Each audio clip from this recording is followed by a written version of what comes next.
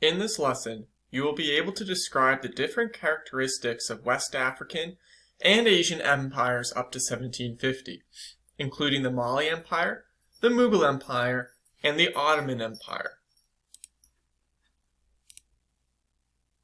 Take a moment and in your notes, think of the characteristics discussed previously that make an empire powerful. Consider some of the characteristics that made the Mongol Empire powerful. In this lesson, you must complete the guided notes assignment on West African and Asian empires. Once you have completed this video and the guided notes, please be sure to turn the notes into the Dropbox. Please hit pause and open the notes now. As you can see from these maps, the Mali Empire had a large control of Western Africa. The Ottoman Empire, at its greatest extent, controlled much of the land around the Mediterranean Sea. And the Mughal Empire controlled most of modern-day India.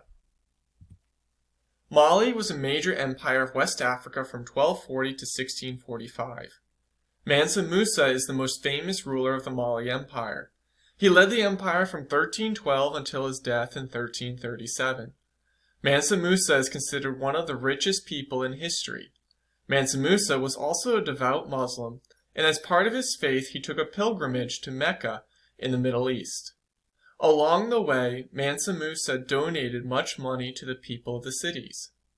As a result of his generosity, massive inflation occurred in the Middle East due to the increase in a large supply of gold. With the decrease in the value of gold, prices rose quickly in the Middle East and hurt the economy. Mansa Musa is also known for his support for schools and universities, encouraging scholars and artists to study and create in his empire.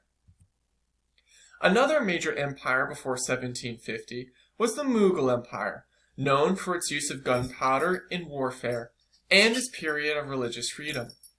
The Mughal Empire has two major rulers during its existence: Akbar, who ruled from the mid-1500s to 1605, and Aurangzeb, who ruled from 1658 to 1707. The Mughals were an offshoot of the Mongols who conquered large areas in modern-day India. The Mughals were an Islamic people, while the natives of India were Hindu. The Muslims and the Hindus of India did not get along under much of Mughal rule. Akbar, who reigned from the mid-1500s to 1605, expanded Mughal power through much conquest, and he strengthened relationships between the Muslim Mughals and the native Hindus by creating laws of religious toleration.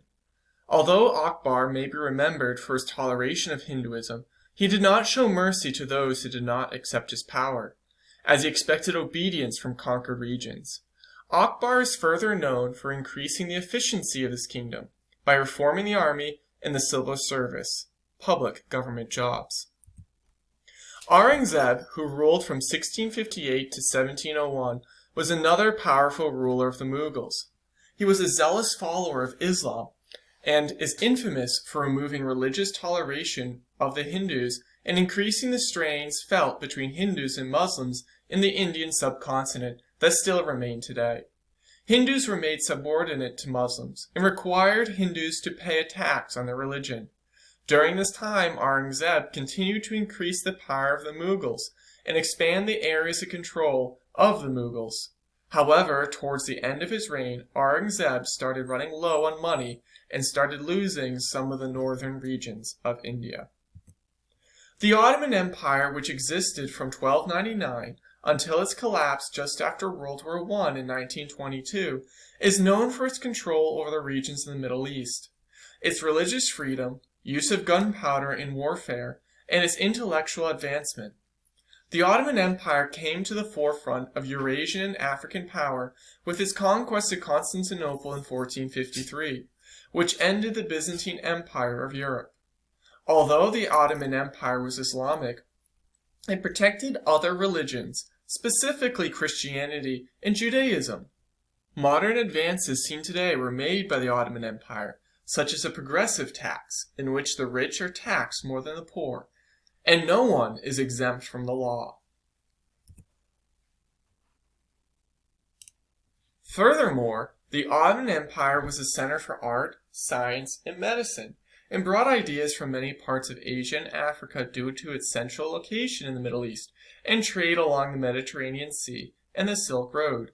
However, the Ottoman Empire's reliance on the Silk Road for its wealth and power led to its downfall in the 1600s, as Europeans began sailing around the Cape of Africa and got their wealth through trade by ships from India and the Americas.